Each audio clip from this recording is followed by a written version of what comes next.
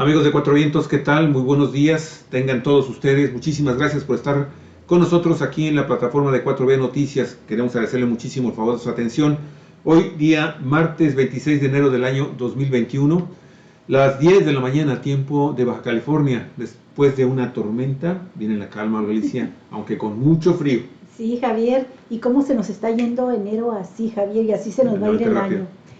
Bueno, pues amigos, amigas de Cuatro Vientos, muy buenos días, tardes o noches, a la hora en que usted nos vaya a estar viendo, y a quienes están en vivo, pues su agradecimiento por seguir este programa también.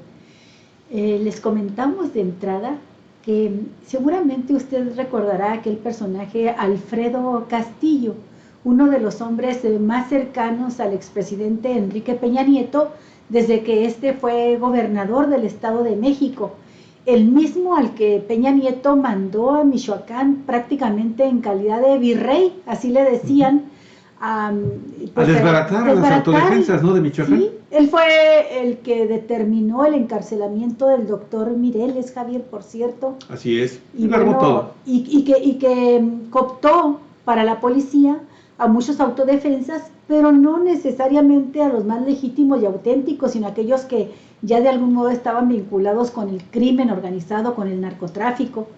Bueno, pues este hombre, Alfredo Castillo, fue inhabilitado por la Secretaría de la Función Pública por 10 años. ¿Por qué? Pues ni más ni menos que porque omitió declarar, es decir, escondió en cuentas bancarias que tenía a nombre suyo y de su esposa, pues más de 18 millones de pesitos. Así es, amigos y amigas. Mire, hoy el periódico Infobae trae la información respecto a que la Secretaría de la Función Pública informó por medio de un comunicado hace unos cuantos minutos que inhabilitó por 10 años a Alfredo Castillo Cervantes, quien fue director de la Comisión Nacional de Cultura Física y Deporte, conocida como la CONADE, esto durante la administración de Enrique Peña Nieto, y comisionado de seguridad en Michoacán. Lo anterior se deriva por un ejercicio de verificación a la evolución patrimonial en el cual señaló la dependencia omitió declarar 6 cuentas a su nombre y al de su cónyuge en las que tenía más de 18.300.000 pesos. La secretaria de la Función Pública, Irma Heréndira Sandoval, informó que tras un exhaustivo procedimiento de responsabilidades, se determinó imponer la sanción de inhabilitación para desempeñar empleos, cargos o comisiones en el servicio público por un periodo de 10 años a un exdirector general de la Comisión Nacional de Cultura y Deporte de la administración de Peña Nieto. Mire, esta sanción ya le fue notificada a Alfredo, a este señor, porque según Castillo dice el comunicado, se subraya que fue luego de un ejercicio de verificación de la evolución patrimonial que se detectó que faltó a la verdad de sus declaraciones del año 2014, 2015 y 2016. Así fue, la titular de la Función Pública recordó que este mecanismo de revisión de las cuentas y de sanciones es una herramienta fundamental para prevenir la corrupción y detectar el enriquecimiento ilícito. Por ello, cualquier incumplimiento será sancionado a fin de seguir reconstruyendo la confianza ciudadana en el servicio público, la cual fue erosionada por el régimen neoliberal y esta omisión constituye una violación al artículo 8 de la Ley Federal de Responsabilidades Administrativas de los Servidores Públicos, que está vigente al momento de estos hechos, que establece la obligatoriedad de presentar con oportunidad y veracidad las declaraciones de situación patrimonial. Y bueno, pues este procedimiento sancionador es parte de las 26.064 expedientes de responsabilidad administrativa que la Función Pública en los 2 primeros años del actual gobierno de México y que a la fecha han resuelto 20.222 de estos casos en Galicia.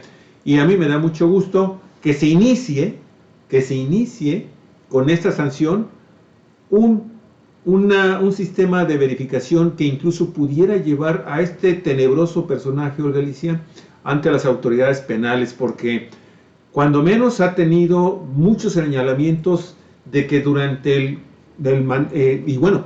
doctor Mireles así lo acusó, que él se reunía con las cabezas de los grupos delincuenciales allá en Michoacán y que llegó precisamente para desmantelar a estos grupos de autodefensas que ya habían erradicado de cuando menos 10 o 12 municipios de Michoacán altamente penetrados por el narcotráfico.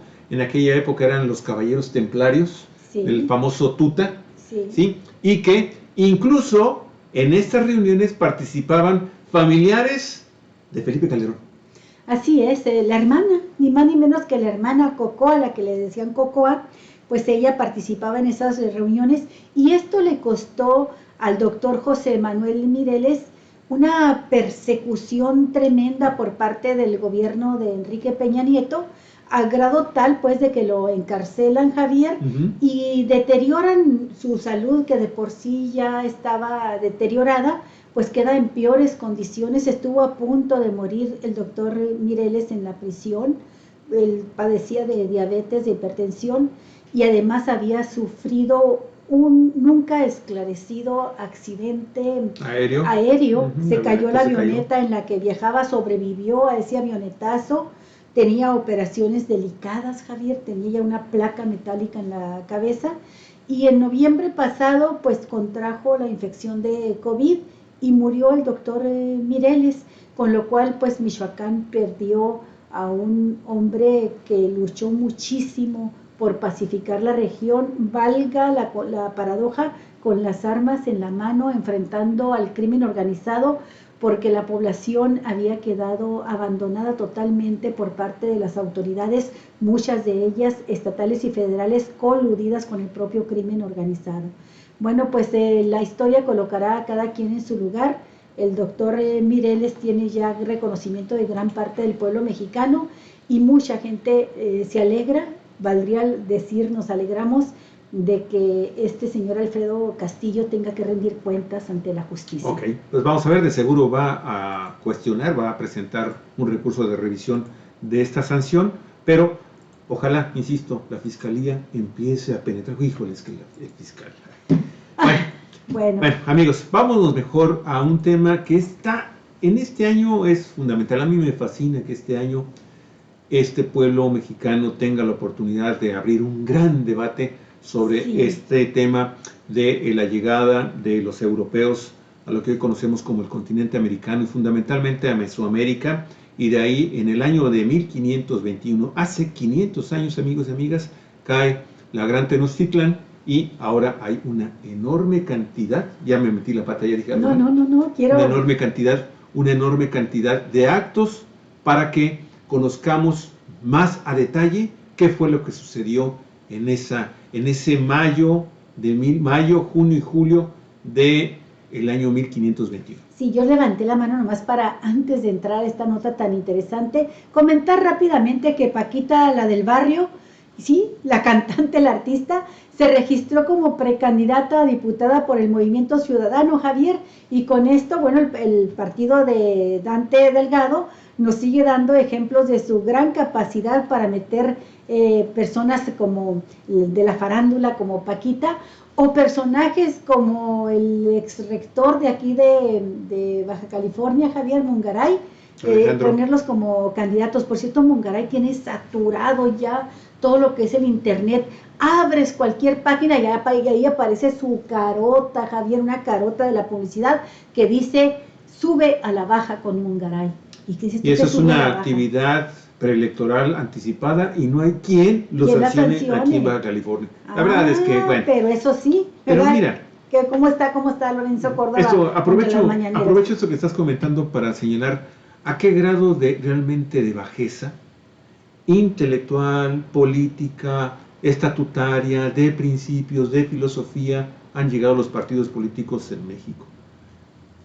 Gran escándalo también el hecho de que el Partido de Acción Nacional, y parece ser que sus aliados, el PRI y el PRD, aquí en Baja California, finalmente, y eso ya es un hecho porque Marco Cortés así ya lo definió, ¿sí? En Baja California están buscando que la abanderada para la gubernatura de esta coalición del PAN, del PRI y del PRD sea, miren, yo no tengo nada en contra ni de las mujeres, ustedes lo saben, y mucho menos con Lupita Jones, que bueno, jugó un papel muy importante cuando fue nombrada Miss Universo, ya hace varios años, pero ahora, sí, ahora está pensando esta propuesta que ya le formuló el Partido Acción Nacional fundamentalmente, ¿sí? Y que ha generado toda una serie de comentarios todavía más degradantes, o Galicia, en la clase política de Baja California, empezando por el gobernador, en que dice, pues si vamos a verlo entre bellezas, pues está más bonita Marina. Qué tonterías, qué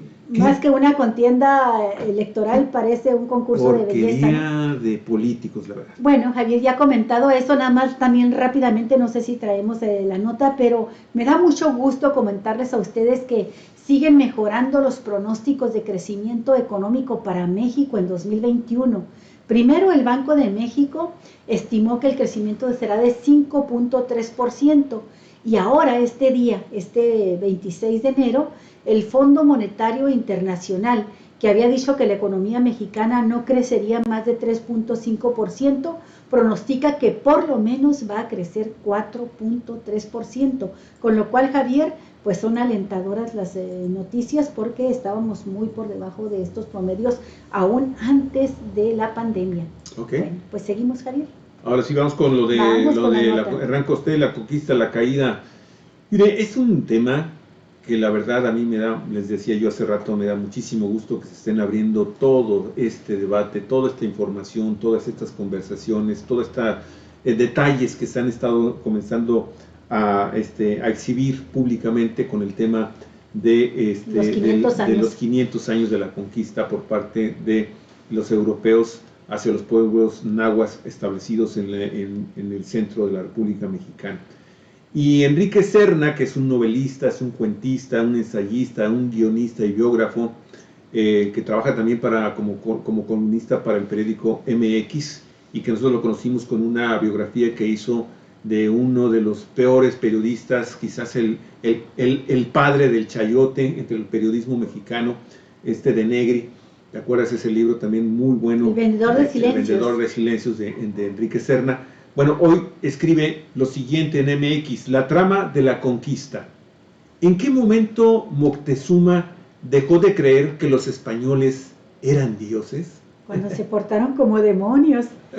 Una de las mayores dificultades para narrar la conquista de México en una novela o en una serie de televisión es la falta de una trama coherente en la versión canónica de los hechos históricos, en especial durante la luna de miel entre Moctezuma y Cortés, que terminó con el desembarco en Veracruz de Pánfilo de Narváez.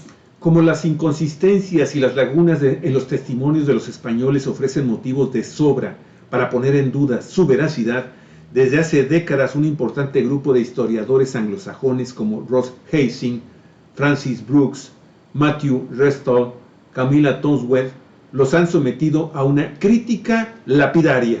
En 2018, dice el escritor Enrique Serna, ese año escribí el argumento de una teleserie sobre la conquista, y aunque deseaba atenerme lo más posible a las fuentes, sus dislates me obligaron a tomar en cuenta las objeciones de la historiografía moderna que descubrí gracias a la invaluable asesoría de Andrea Martínez Barax, o de lo contrario, la conducta inmotivada de los personajes hubiera dado al traste con la verosimilitud de la trama. Así es. Fíjate, no me considero ni de lejos una autoridad en esta materia, pero todo novelista posee un detector de mentiras que emite señales de alarma cuando los episodios de un relato no embonan bien, y creo que vale la pena revisar desde ese ángulo el relato de la génesis de nuestra nacionalidad. La función de la trama, según Forster, autor del ensayo Aspectos de la novela, es introducir nexos de causalidad en una secuencia de acontecimientos.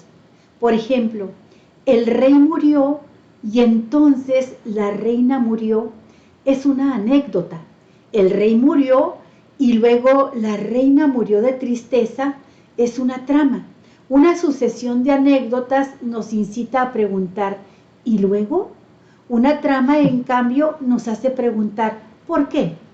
Puesto que los testimonios de Cortés, Bernal Díaz del Castillo, Pedro de Alvarado, Andrés de Tapia y otros conquistadores son en gran parte anecdotarios, sin una cadena clara de causas y efectos, un escritor de ficción está obligado a atar los cabos que dejaron sueltos para eximirse de culpas ante la corona española, tomando partido por los documentos o las conjeturas de los historiadores revisionistas. ¿En qué momento Moctezuma dejó de creer que los españoles eran dioses? ¿Es cierto o falso que los conquistadores lo tomaron como rehén 6 días después de su llegada a Tenochtitlán? Si lo apresaron tan pronto, ¿por qué los nobles no encabezaron una sublevación popular? ¿Son verdaderas o falsas las 2 abdicaciones de Moctezuma? Una a la llegada de los españoles, la otra un mes más tarde ante un escribano, cuando Cortés encarceló a todos los nobles involucrados en la conspiración de Cacama. ¿Por qué el Tlatoani hospedó con el mayor lujo a Cortés y a su tropa durante 6 meses y repentinamente decidió expulsarlos de la ciudad? ¿Cómo pudo hacerlo si estaba preso?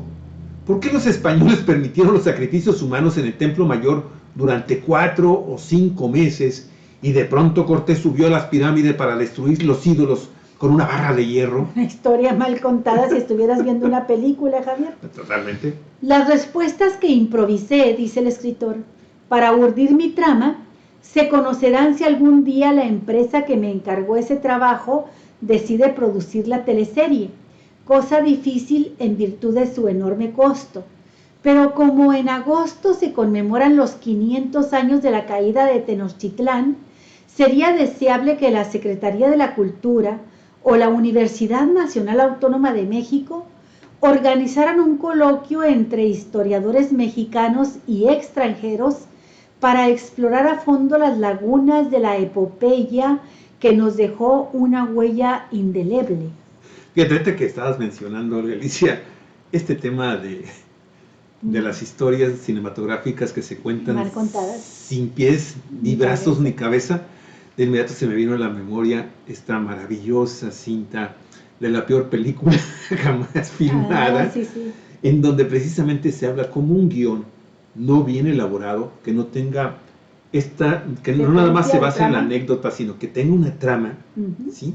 Provoca cosas realmente chuscas, inverosímiles, fantásticamente incoherentes, que bueno, en el caso de la película, pues crean una película, un film de culto, porque a final de cuentas es una comedia tan involuntaria que por sí misma cobra un valor exquisito para que la gente que pues, ya toma esto como lo que es finalmente una de las películas más nice o más inocentonas que pueda uno escoger, pero fíjate cómo... La peor película del mundo. La peor película que se ha filmado. Y fíjate cómo, si leemos también la historia de la conquista de México con un guión mal elaborado, mal creado, con muchos claroscuros y cosas así, pues definitivamente de inmediato saltan un montón de cosas, ¿no? Bueno, ¿y qué sigue? ¿Qué fue? Bueno, y ahí como estas preguntas que se plantea aquí Serna, y quien continúa diciendo esto: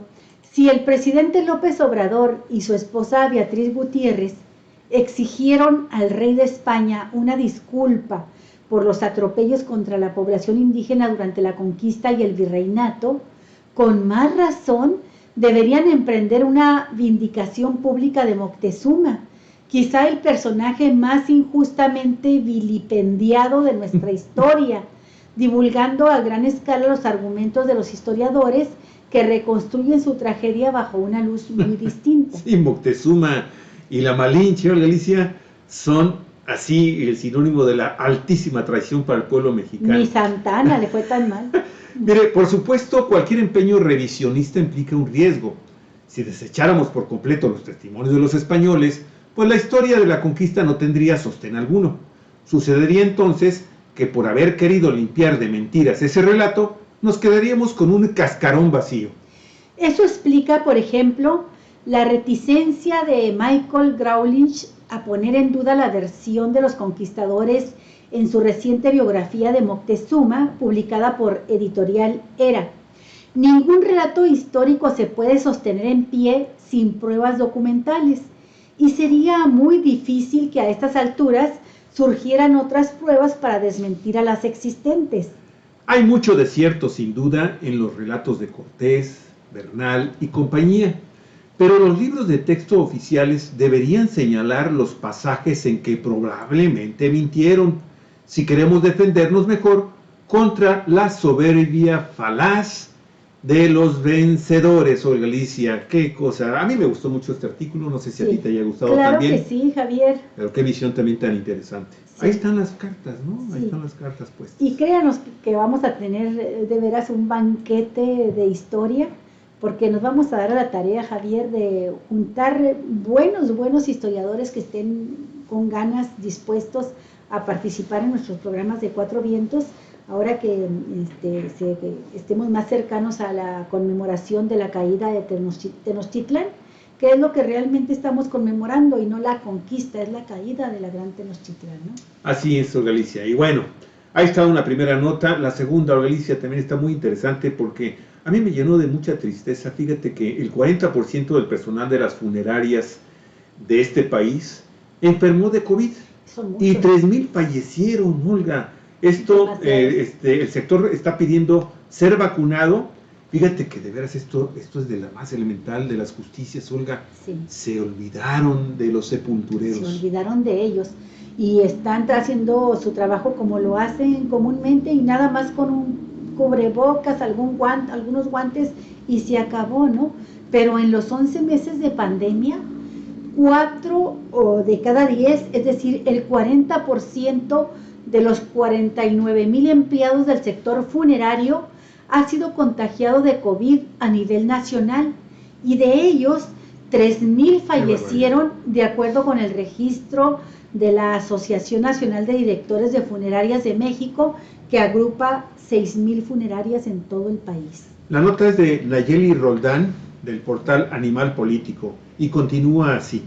Por eso, dice Francisco Adrián Alvarado Madera, que es el presidente de esta asociación, su gremio envió una carta al presidente Andrés Manuel López Obrador y a la Secretaría de Salud para pedirles que sean considerados en el Programa Nacional de Vacunación a la par, del personal de salud, claro, evidentemente. Sí, mira, ahí vemos algunos que otros traen un traje más o menos, pero hay muchos que solamente con unos guantes y un cubrebocas y así, tal cual se van a abrir las tumbas, ¿no? Para así enterrar a los muertos por COVID. Y fíjate qué interesante está este planteamiento, Olga, permítanme tantito nada más, qué interesantísimo está el planteamiento que está haciendo la asociación, porque yo no puedo concebir, o no me entra bien en la cabeza, cómo es posible que, está bien, también son de todo mi respeto a los maestros de Campeche, sí, está muy bien, qué bueno que ya los van a vacunar, porque pues van a entrar a este sistema. Pero hay otros sectores más vulnerables, ¿no? Javier. De sus clases presenciales con sus clases también a través de la internet. Oye, pero estos sepultureros y sepultureras están en la primerísima línea, Olga, están recibiendo día con día decenas de cuerpos, si no es que cientos de cuerpos, Olga, y pues los estamos viendo cómo están trabajando. Pero bueno, la respuesta es clara. Los maestros están organizados en un sindicato que pese a todo sigue siendo poderoso, mientras que los pobres sepultureros pues están marginados, sin organización, con malos sueldos y pues atenidos a la buena de Dios. A ver, ¿sí? Vamos a continuar. Bueno, Javier, adelante. Estamos, dice la nota, día a día entrando a depósitos de cadáveres. Los manipulamos, los trasladamos, atendemos a los familiares que probablemente también están contagiados. Las funerarias están en primera línea dando servicio. Nunca hemos parado y no estamos incluidos en el Programa Nacional de Vacunación, lamenta Alvarado Madera. El sector es parte fundamental en la pandemia. Son el último eslabón en el proceso de una persona contagiada y ante el incremento de fallecimientos, como nunca en los 11 meses de pandemia en México, están saturados. La espera por una cremación alcanza hasta 5 días debido a la acumulación de cadáveres. Los insumos para ataúdes y las urnas comienzan a escasear y a subir de precio. Y el personal está exhausto, porque sus jornadas aumentaron por el incremento en la demanda del servicio, pero también porque muchos de sus compañeros han fallecido y las cargas de trabajo aumentan. Y mire, el cansancio no solo es físico, sino también emocional, según detectó la Asociación Nacional de Directores de Funerarias, así como el grupo J. García López, por lo que realizaron un convenio con el Consejo Ciudadano para ofrecer atención psicológica para el personal funerario vía telefónica y por chat en un número que es el siguiente: 55 5533 5533. Pero la mejor atención psicológica y totalmente real que pueden darles, Javier, es llevarles la vacuna, ¿no? Ir a vacunarlos. Sí, pero se está refiriendo a que sí, emocionalmente, pero muchos de esos traumas y esos conflictos los alivias, los aligeras, si le dices a la persona, no se trata de que te voy a atender una llamada para que me digas cómo te sientes, se trata de que te voy a ir a vacunar para que no contraigas el COVID. Pues con eso, ¿qué más quieres, Javier? Bueno, pues este servicio de atención psicológica comenzó a operar este lunes 25 de enero y dispone de 110 psicólogos atendiendo las 24 horas, y así lo explica el presidente del Consejo Ciudadano, Salvador Guerrero Ciprés. Con este escenario de la pandemia, el sector funerario está trabajando a marchas forzadas para ofrecer atención directa. Por eso, dice Ciprés, este servicio de soporte psicológico puede ser útil. Sí, y es que pues vivir hora tras hora, Olga, la pena ajena de personas que fallecieron y que los familiares están ahogados en llanto, como lo estamos viendo, a ellos también emocionalmente les golpea. Mira, después del contagio, Gustavo Echeverría extrema precauciones como sepulturero. Solo un día sentía que me moría, dice, pero sus 23 años de edad lo ayudaron a que no tuviera mayores complicaciones. Pero ahora sabe que el virus es de cuidado y ninguna medida es exagerada. Ya agarramos la maña para quitarnos todo.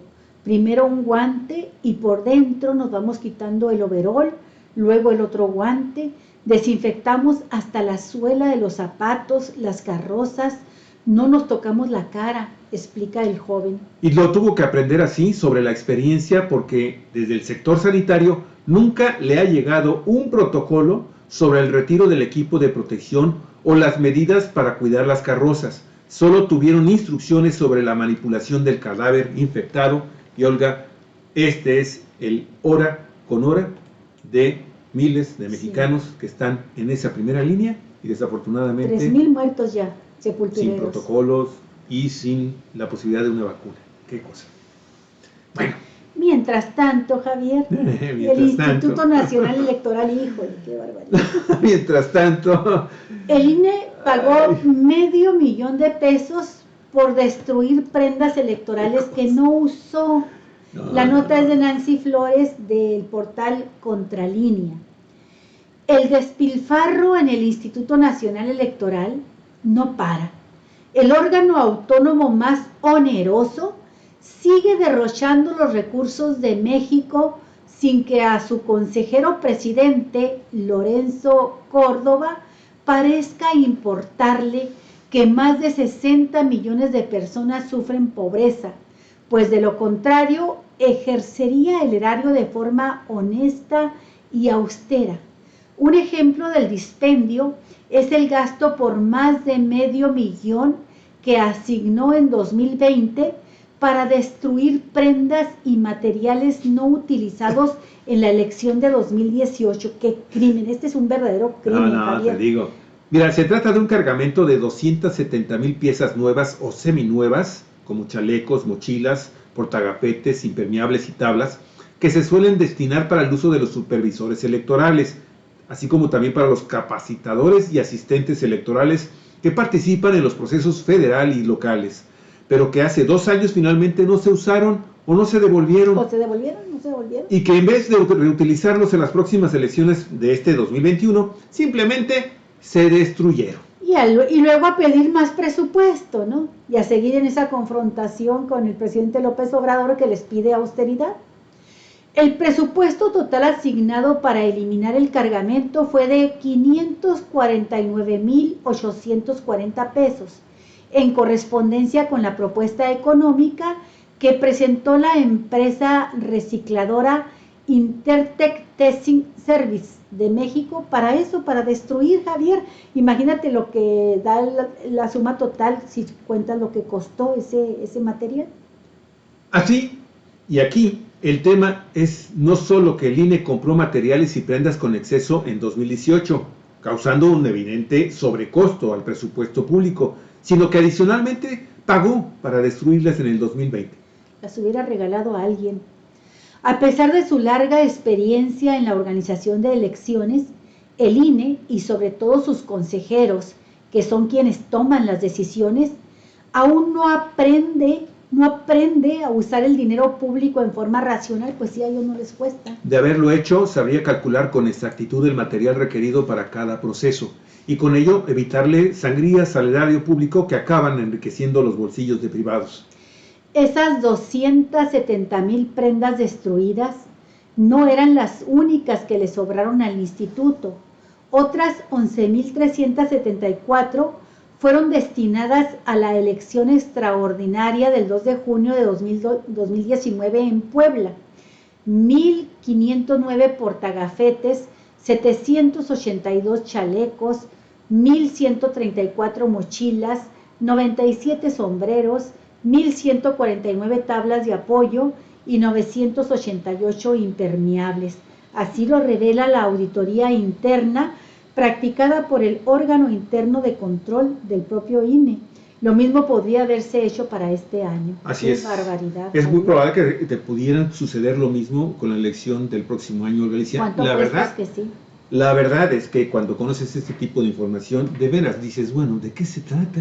¿De qué demonios se trata? Hay que poner un fin y hay que sancionar ejemplarmente estos actos de corrupción, porque pero no puede ser posible. Pero cuando les dices que el INE tiene que organizar una consulta ciudadana, no hay dinero, sale muy caro. Preguntarle a la gente cuál es su decisión sobre este o cualquier otro tema, no, pues sale muy caro, no se puede, ¿no? Esperamos que haya una segunda parte que incluya un llamado de las autoridades ya. Esperemos que Lorenzo Córdoba se vaya fiscales, ya pronto, ¿no?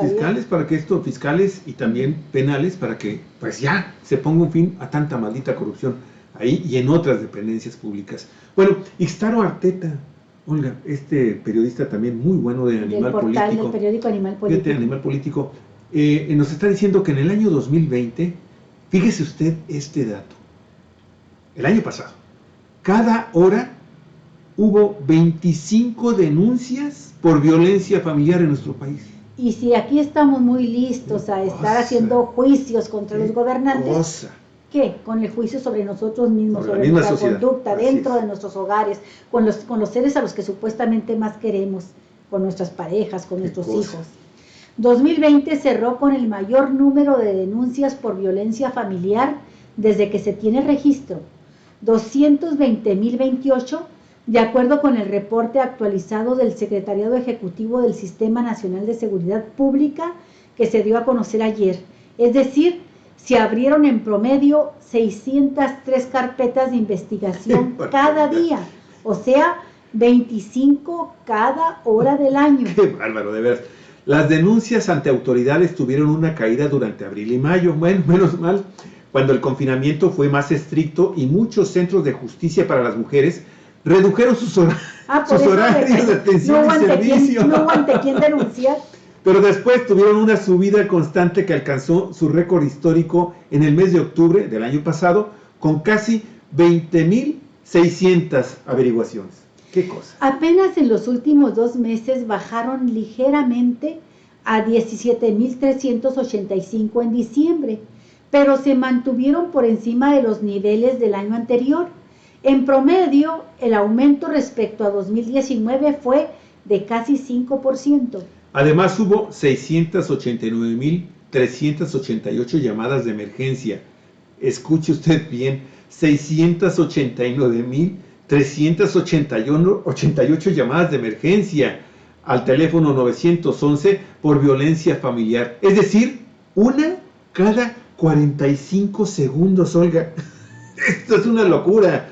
¡Qué barbaridad! Estamos fregados. Muy mal, muy mal. Esta categoría representa el 4.25% del total de llamadas reales y efectivas que recibe el 911, mientras que las de violencia de pareja son el 1.5% y las de violencia contra la mujer 1.6%, según indica el propio reporte del secretariado, que de ningún modo incluye llamadas falsas, como dijo el presidente López Obrador, cuando estaba el primer pico de la pandemia y se empezaba a advertir de los aumentos en la violencia familiar. Mire, el fortalecimiento de ese número de ayuda con capacitación en perspectiva de género a los operadores y la guía de un mapa que reúne diferentes servicios para mujeres, niñas y niños, así como campañas en los medios de comunicación que incluyeron la polémica Cuenta hasta 10, fueron las únicas acciones del gobierno en respuesta al aumento de esta violencia que ocurrió en todo el mundo, también, y esto hay que precisarlo,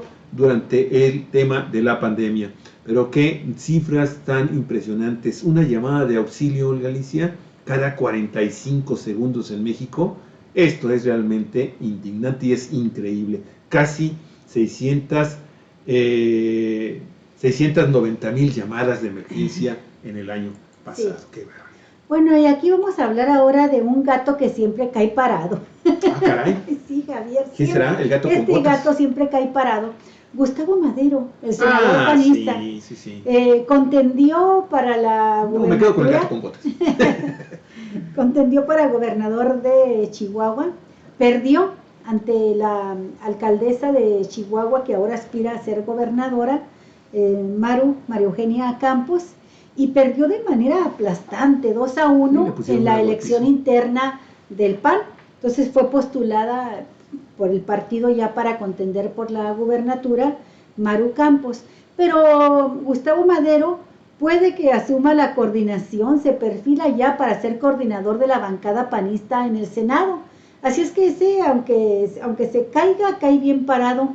Y esta información de que puede ser el coordinador de los senadores panistas, pues se da a conocer que tendría que entrar a relevar a Mauricio Curi, quien será candidato del PAN al gobierno de Querétaro. Así se van acomodando las piezas del ajedrez, Javier. Después de que este fin de semana perdió ante Maru Campos la competencia interna para postularse como candidato a la gubernatura de Chihuahua, Madero aceptó su derrota y reconoció en presencia del dirigente nacional Marco Cortés el triunfo de Maru. De acuerdo con el portal MX, esta mujer arrasó a pesar de sus enfrentamientos con el gobernador Javier Corral, quien no logró que los militantes panistas de la entidad apoyaran a su favorito y así evitar que Campos se hiciera de la candidatura, a pesar de que incluso la Fiscalía del Estado supuestamente la investiga por presuntos recursos mal habidos del exgobernador César Duarte, quien supuestamente así la sobornó. Sí, le recibió millones, Javier, millones de César Duarte. El propio Marco Cortés, dirigente panista nacional, estuvo en Chihuahua para atestiguar que la elección interna se realizara en orden y con pulcritud, sin golpes bajos que después ocasionaran una mayor división. Maru Campos anunció ya su intención de concretar la operación cicatriz y lanzarse con todo para ganar la gubernatura. Mire, los estatutos del Partido Acción Nacional establecen que los nombramientos de los coordinadores en las cámaras de diputados y senadores dependen directamente de la decisión de su dirigente nacional, quien reconoce en Madero capacidad y experiencia, que mucho necesita su bancada, más en un año electoral donde tradicionalmente las cámaras se convierten en cajas de resonancia de lo que está ocurriendo en la competencia electoral. El jefe Madero, como le llaman en su bancada, es un hombre respetado por sus compañeros, quienes serían consultados en los próximos días antes de proceder a la designación. Han sonado para esa posición los vicecoordinadores Julen Rementería y el encargado provisional Erandi Bermúdez, lo que ocasionó la molestia de las mujeres porque a pesar de ser mayoría en esa bancada, no han tenido oportunidad de ocupar la coordinación. Y bueno, al inicio de la legislatura, esa posición era encabezada por Rafael Moreno Valle, quien perdiera la vida junto con su esposa, la gobernadora de Puebla, Marta Erika Alonso, el 24 de diciembre del 2018, al desplomarse el helicóptero en el cual viajaban. Y bueno, Olga, a mí me llamó mucho la atención, que vayamos a la otra nota que habíamos preparado sobre este tema. Sí. Fíjate que me llamó mucho la atención que el día previo, ayer fue la elección, ¿verdad? Ayer el fue domingo, la sí. El domingo, ¿verdad? El sábado, Marco Cortés ya había declarado que el Partido Acción Nacional, la dirigencia nacional, había determinado que en Chihuahua, Baja California y otras entidades donde está compitiendo solo o en coalición con el PRI, el PRD y el PRI, en fin, u otros partidos, iba a llevar candidatas mujeres. Sí. Entonces, como que ese fue un llamado así muy directo de lo que finalmente la dirigencia nacional quería para Chihuahua, por ejemplo, ¿no? Y bueno, a mí me puso a pensar de inmediato también en el caso de Baja California con Lupita Jones, en el caso de tan tremendo, ¿no? Sí. Pero bueno, ahora, lo interesante, Olga, de la nota que vamos a continuación a leer del periódico La Opción de Chihuahua, ¿sí? Tiene que ver con la forma en cómo ella, esta candidata Maru, está visualizando la contienda electoral. ¿Qué es lo que está en disputa en Chihuahua?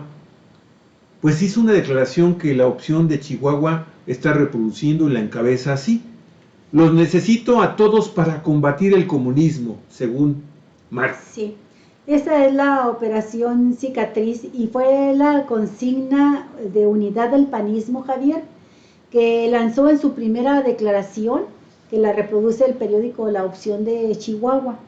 La operación cicatriz para unificar el panismo y poder derrotar a Morena, que se perfila como ganador en esta contienda según las encuestas, ¿no? Los necesito a todos para combatir el comunismo. Con esta frase, Maru Campos se retrata de cuerpo completo, Javier, como una panista que pertenece a las filas ultra reaccionarias del panismo. No es una frase nada más, refleja auténticamente su modo de pensar, yo te iba a preguntar su ideología. Eso. Yo te iba a preguntar, porque tú, evidentemente, por ser de Chihuahua, haber trabajado durante tantos años en tu estado natal, tienes una visión clara de quién es esta mujer. Sí. Porque cuando de repente nos la hacen aparecer públicamente al resto del país, uno diría, cuando estaba como presidente municipal allá en Chihuahua, capital, ¿sí? Pues que era una mujer de avanzada, que era muy querida por su gente, pero, a ver, platícanos. No, mira, Maru Campos proviene de una familia de abolengo panista, pero también del sector más derechista del PAN, y forma parte de una corriente del PAN confrontada con Javier Corral, desde muchos años atrás, Javier. Y creo que lo que le sucedió a Maru Campos fue con este triunfo tan grande que logra en su partido, fue también resultado del contraste con el gobierno de Javier Corral, es decir, el rechazo que hay en los chihuahuenses, y que tú lo pudiste confirmar cuando estuviste allá en Chihuahua hace 2 años. Claro. Hay un rechazo muy grande. Javier Corral tiene una imagen creada en gran parte por sus relaciones con algunos intelectuales, ¿no? Estos intelectuales que lo cobijan muchísimo, como Denise Dresser, entre otros, ¿no? Y periodistas también, ¿sí? Se ha creado esa imagen en México principalmente, en todos los años en que ha sido legislador, diputado y senador de la República. Y es muy hábil para establecer relaciones, Javier Corral, y puede impresionar con su discurso. Queda muy bien, embona muy bien en esa nata intelectual que existe en la Ciudad de México como en otros estados de la República. Pero en el caso de Chihuahua, ya en el ejercicio del gobierno, Javier Corral dejó mucho a deber. Se confrontó con sus propios compañeros de partido. Es un tipo muy autoritario, hay que decirlo así, Javier, es muy autoritario Corral. Sí, y de mecha corta, ¿no? Y de mecha corta, aunque trate de demostrar lo contrario con un discurso demagógico, muy demagógico, de defensa de la democracia. Pero los panistas lo conocen bien, y lo han sufrido. Y entonces, este triunfo de Maru Se debe incluso el apoyo que tuvo para gobernar la capital del país como presidenta municipal, se debe a un reforzamiento que se dio en torno a ella de los panistas, de los empresarios, en rechazo a Javier Corral, en gran parte.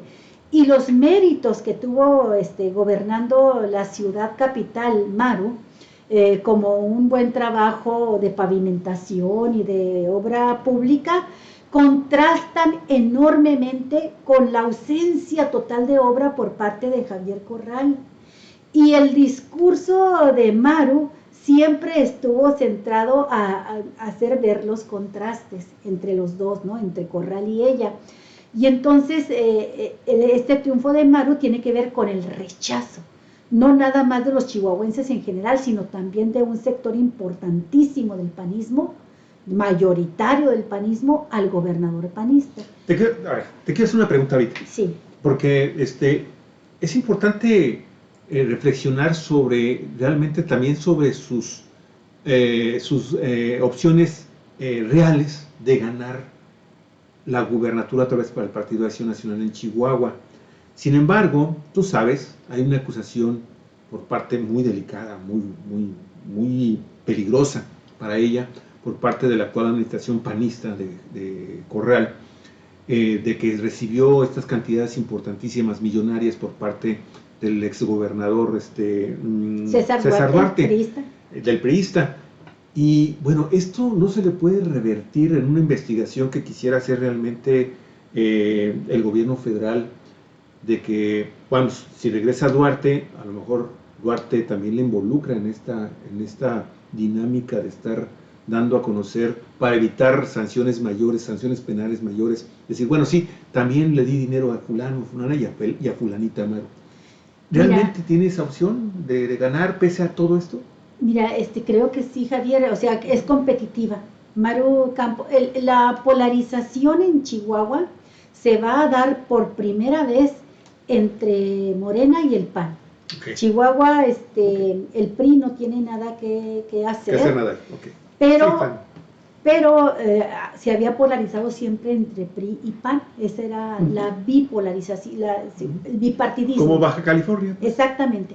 Ahora será entre Morena y el PAN.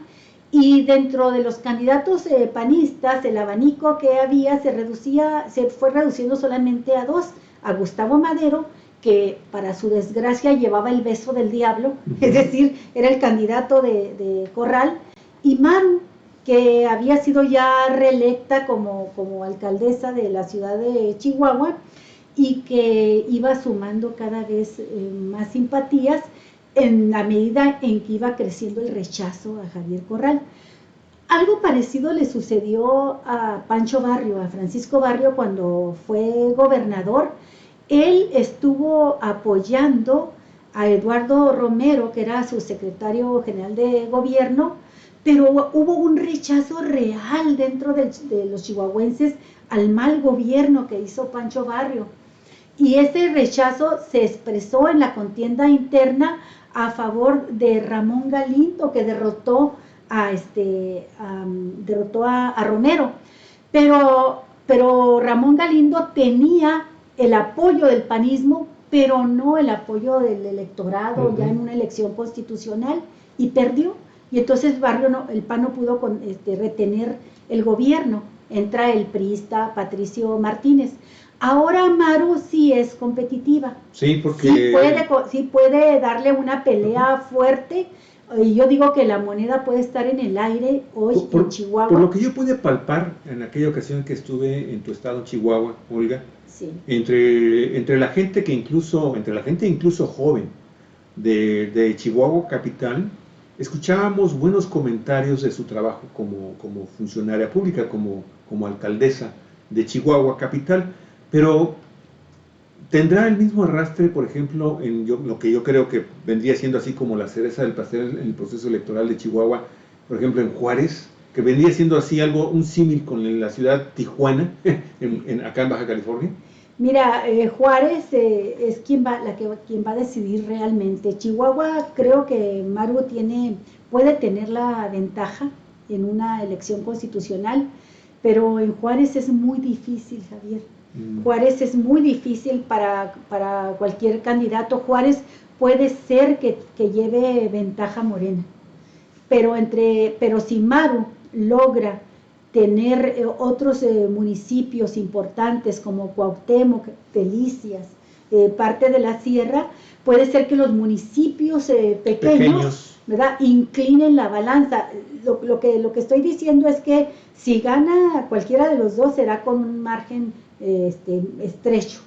Y que la decisión la pueda dar no las grandes ciudades como Tijuana, como Chihuahua, capital, y Juárez, sino que la decisión puede estar en los municipios más pequeños.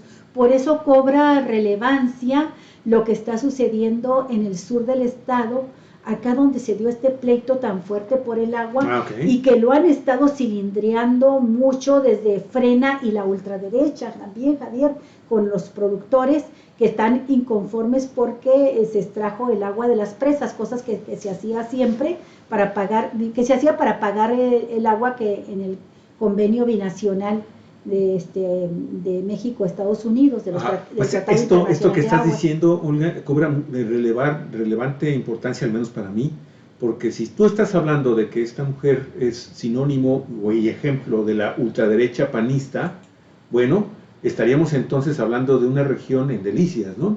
Que es donde está el problema del conflicto del agua, ¿sí? Que también mostró durante el proceso evolutivo de ese conflicto, ¿sí?, una influencia muy importante de esa ultraderecha panista, ¿no? Sí. Que está dispuesta incluso a presentarse y a lanzarle huevos, como sucedió hace unos cuantos días, la semana pasada, allá en Chihuahua, precisamente en la zona de Delicias, cuando llega el candidato de Morena, ahora lo era, y lo encuentran ahí en esa zona y lo esperan para aventarle un grupo, parece ser que reducido, totalmente pero un grupo orquestado, muy fuerte, ¿no? Totalmente y le aventan de huevazos a Loera, el candidato de Morena. Sí, hay quien quiere hacer aparecer eso que sucedió ahí como una expresión del pueblo repudiando a Morena, pero en realidad fue un grupo pequeño que se fue debilitando al paso de las horas de esa tarde-noche, y finalmente quedó un grupo reducido que al salir de una casa donde estaba reunido Juan Carlos Loera con un grupo de simpatizantes, pues, y que fue copada por unos 100, no más de 100 agricultores, muchos de ellos panistas y algunos integrantes de Frena. Bueno, cuando salió ya era un grupo reducido que a lo que se limitó fue a tirarle huevazos, y todo el tiempo que estuvo ahí, que fueron como unas entre 2 y 3 horas, evitando que saliera y exigiéndole al candidato que fuera a darles la cara, y que ya estaban preparados con huevos y con toda la prensa que pudieron llevar para que apareciera la imagen del candidato de Morena repudiado por los agricultores, decían ellos. Pues no pueden tampoco ostentarse como representantes de los agricultores. No. Hay priistas, hay morenistas, hay panistas en esa zona, pero sí es una zona, Javier, que está muy manipulada ahí la información con el problema del agua. Ahí entonces el voto podría ser dividido entre el PRI y el PAN. Sí, ahí serían las fuerzas. Sí. Oye, quiero hacerte una última pregunta, porque esto me parece también que es muy interesante, y un comentario. El hecho de que esta mujer que ganó, fíjate, 8 de cada 10 votos de los panistas en esta asamblea votaron por ella. Sí. O sea, es el 85% del voto, fue una cosa apabullante, fue un golpazo político para Javier para Javier Corral y para Gustavo Madero. Es un golpazo. Oye, pero cuando ella dice que necesita del apoyo de todos para combatir el comunismo, está bien. Yo, obviamente, pues como no la conozco tan a fondo como tú la conoces, en su idiosincrasia, en su actuación política, en su realidad y en su comprensión de la vida, y ello pues obviamente incluiría sus conceptos intelectuales, sus conceptos políticos, en fin, su cultura, su educación. Yo me pongo a pensar que también de alguna forma, y esto es lo peligroso, se suma precisamente a esas voces de estos grupos que son financiados, tú lo sabes, por las altas cúpulas, por los representantes de las altas cúpulas empresariales, que tienen esta campaña ya, ¿no? Esta campaña sucia, tergiversando y mintiendo abiertamente cuando dicen que este gobierno y toda la gente de Morena es comunista. O sea, esa es una verdadera estupidez. O sea, decir eso es gente que la verdad que no sabe ni qué es el no sabe comunismo. ni de qué demonios están hablando. Sin embargo, ante el pueblo, suena bonito. Podría sonar bonito electoralmente, Olga. Y eso es lo grave de todo esto. Es lo que vamos a ver. Pueden elegir en Chihuahua a un gobernador como el de Baja California que nos lanza unos discursos, estuvo lanzando unos discursos durante su proceso electoral, y ya una vez en el poder hacen y deshacen y les surge lo autoritario y lo intolerante de que realmente son. Así es. Bueno, mira, ella forma parte de este grupo que es conocido dentro del PAN como los diacos, porque vienen de la Asociación Civil Desarrollo Humano Integral Acción Ciudadana, que por las siglas es DIAC, y que está ubicado dentro del espectro de la derecha extrema, la ultraderecha que existe en el país. Ella ha formado parte de ese grupo, así es que cuando ella habla de combatir el comunismo, no lo dice nada más como una estrategia política para atraer... como propaganda, no es propaganda nada sino más. Que es de corazón. Ella piensa ella piensa que tiene esa misión en la vida y que por algo va a ganar la gubernatura de Chihuahua. No me digas que es casi como Cristea.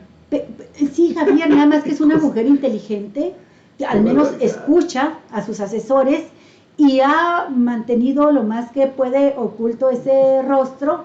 ¿Por qué? Porque en el 2016, que fue cuando ella se postuló por primera vez para candidata a presidenta municipal y ganó en Chihuahua, estaba postulado para gobernador Javier Corral y ganó, y los aliados de Corral eran gente de izquierda, gente de los movimientos sociales, gente muy prestigiada en la región, ¿no? Como Víctor Quintana, Lucha Castro, Alma Gómez, y entonces, bueno, pues no podían lanzarse en una campaña abierta en contra de este sector de la izquierda y de los movimientos sociales que decidió unirse a Javier Corral.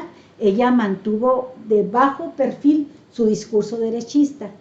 Ahora, hay que decirlo, no solamente Maru Campos está manejando este discurso de ultraderecha, el PAN a nivel nacional ha decidido correrse a la derecha en el país, y lo hemos comentado, que ante la simpatía y los apoyos que ha tenido López Obrador y que ha conquistado alguna parte también de la derecha para su proyecto, el panismo, tendrán o no razón, eso lo vamos a ver con los resultados de las elecciones, pero el panismo decidió correrse más a la derecha, y lo comentamos cuando conocimos la plataforma electoral que registraron.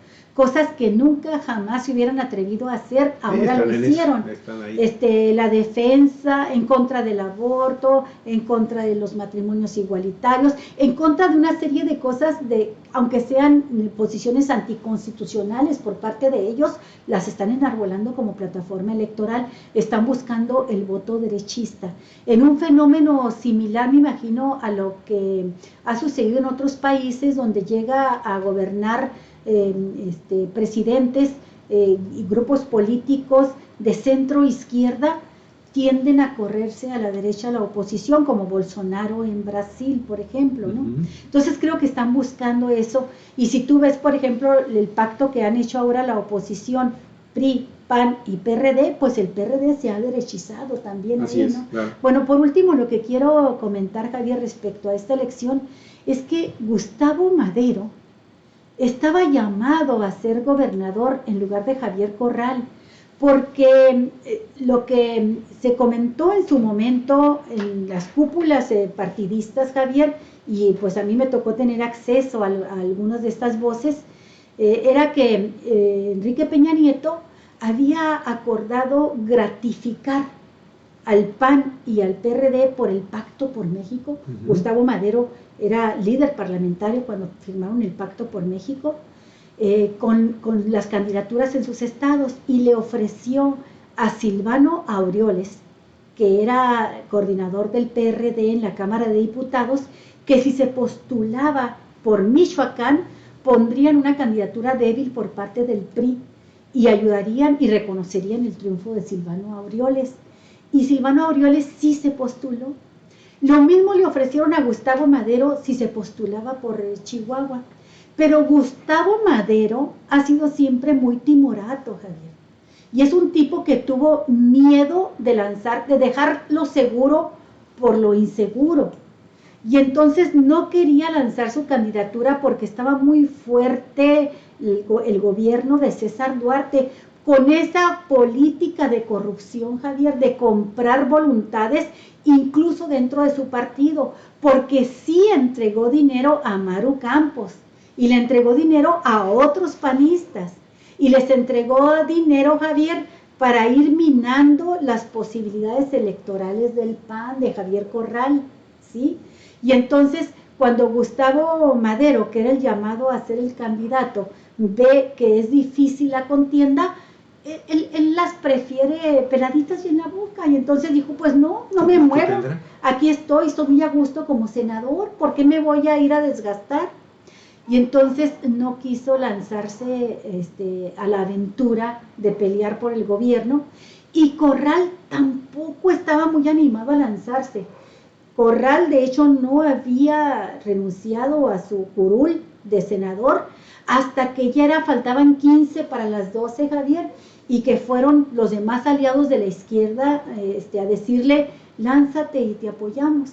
Hasta entonces Corral decide lanzarse y gana, porque dentro de la ciudadanía había un hartazgo contra César Duarte. O sea, César Duarte tenía el teje y maneje de la clase política prácticamente en todos los partidos, Javier. Había comprado voluntades prácticamente en todos los partidos.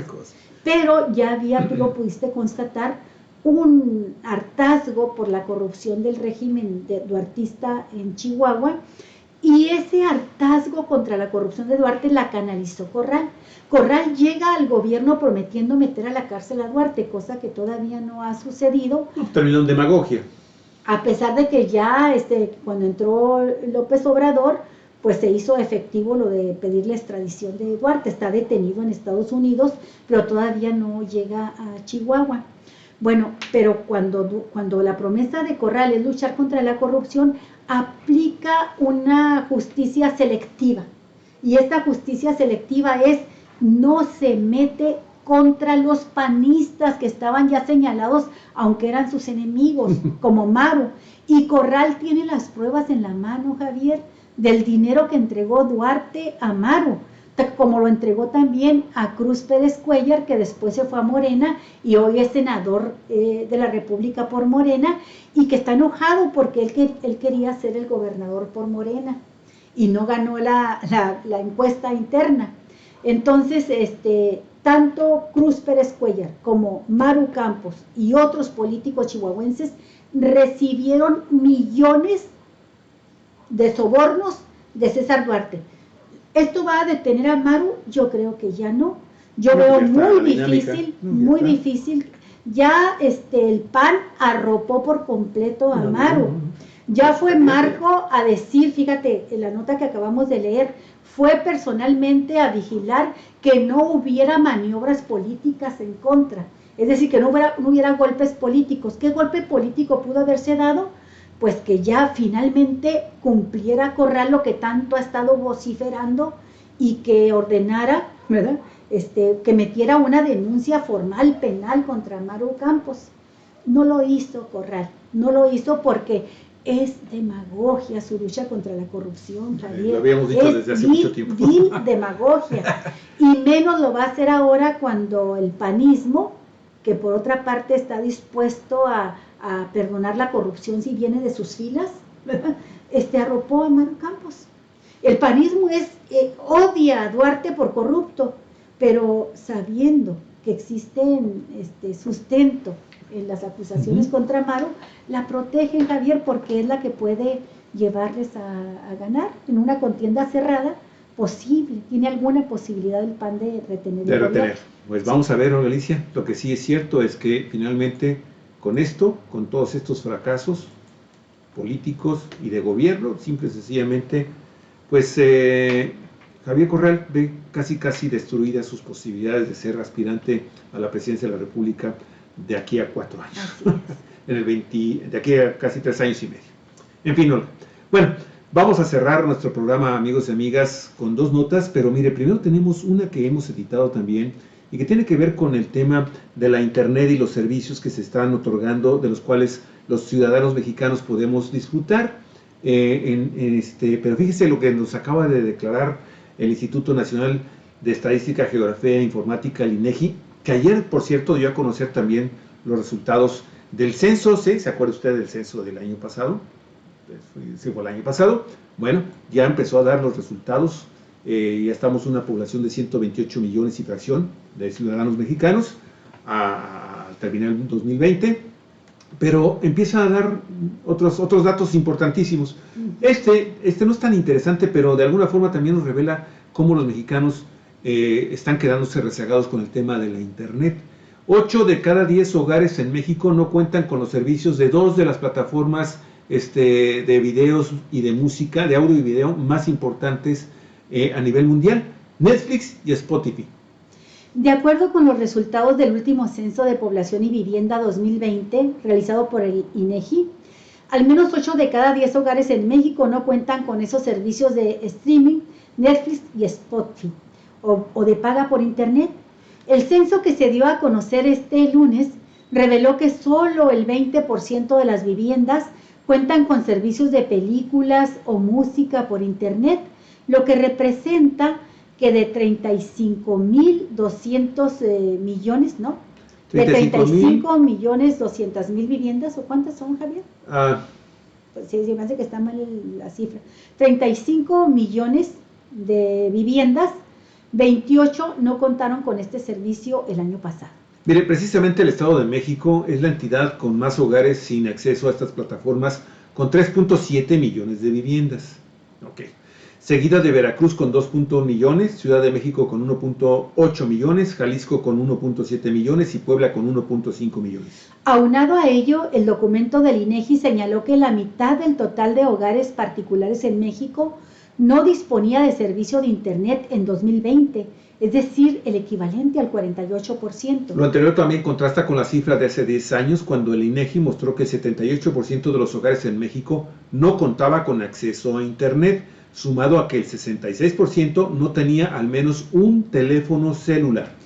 En este año de 2020, al menos el 88% de los hogares mexicanos cuenta con un teléfono celular, la misma cantidad con un refrigerador, 73% lavadora, 47% automóvil o camioneta propia. Pues de alguna forma estos datos nos están revelando de alguna forma, Olga, que estamos, bueno, de alguna... Todavía muy atrás. Hubo incrementos, pero no como se esperaba durante una década, y que sabemos que es una década que prácticamente se perdió, porque ya traíamos el atraso de los gobiernos del Partido Acción Nacional, se suma el del PRI, con Enrique Peña Nieto, y bueno, pues ahora estos 2 primeros años del gobierno de Andrés Manuel López Obrador, sin duda han sido de tratar de reconstruir lo que está todo destruido ahí alrededor de este nuevo gobierno que tenemos actualmente, y que esperemos que en este año, ya con mejor situación con el tema de la pandemia, pues finalmente podamos tener un incremento importante, tal y como lo han estado anunciando en el Producto Interno Bruto y en el crecimiento económico de la nación, pues diversas instituciones de carácter privado, ¿sí? Y consultorías, el Fondo Monetario Internacional y el Banco Mundial, de que este año va a ser muchísimo mejor para la economía mexicana. Oiga, y como acabo de mencionar el tema de la pandemia, amigos y amigas, una nota que hace un momento acaba de subir la agencia EFE y que pues la verdad está llenando de júbilo a la ciencia y a la humanidad, porque sabe que, de acuerdo con la agencia EFE, un fármaco antiviral conocido como litidepsina, que es producido por la empresa española PharmaMar y que fue probado en laboratorio experimental en Francia y Estados Unidos, demostró una disminución, Olga, del 99% de las cargas virales del SARS-CoV-2. Esto son experimentos in vitro, en vivo, que se han realizado ya en modelos animales con este fármaco, utilizado como un es un producto que combate los tumores de cáncer, ¿sí? Y que han demostrado una eficiencia antiviral y un perfil de toxicidad prometedora, y esto, amigos y amigas, se basa en un resultado de una investigación española que fue publicado por esta prestigiosa revista científica mundial que se llama Ciencia, Science, por su nombre en inglés, y han concluido que la litidepsina es con diferencia el compuesto más potente descubierto hasta hoy y que ha planteado por ello que debería probarse con ensayos clínicos amplios en el tratamiento de COVID-19.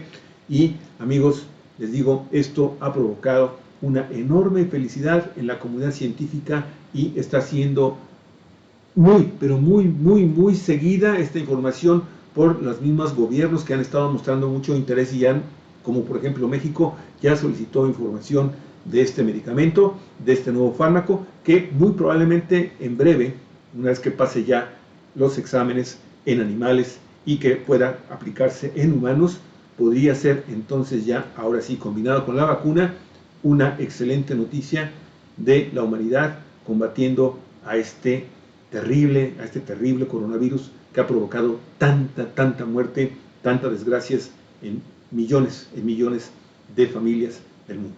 Sí. Bueno, yo nada más quiero cerrar con un comentario de política en el Estado, Javier. Ajá. El partido Encuentro Social confirmó la decisión de postular a Jorge Hanron como candidato a gobernador. ¿Sí? El partido Encuentro Solidario es el nuevo nombre que tiene el PES, ¿no? El PES, Partido Encuentro Solidario, y trasciende que tanto Hanron como el teniente coronel Julián Leizaola están en negociaciones para lanzarse por el mismo partido en una dupla, Hank por la gubernatura y el teniente coronel por Tijuana, para la alcaldía de Tijuana. Pues así está la política en México, Olga, qué cosas despeluznante. Qué cosas tan espantosas. Escalofriante, esa es la palabra, escalofriante. Vámonos mejor a comer y a desayunar. Amigos, amigas, Cuatro Vientos, periodismo en la red donde todas las voces encuentran eco. Cerramos ya con esto, ¿verdad? Nuestra programación. Hasta el día de mañana, cuídense mucho y estén pendientes de nuestras publicaciones en nuestra página cuatrovientos.net y en nuestras redes sociales. Hasta mañana. Que descansen. Hasta mañana.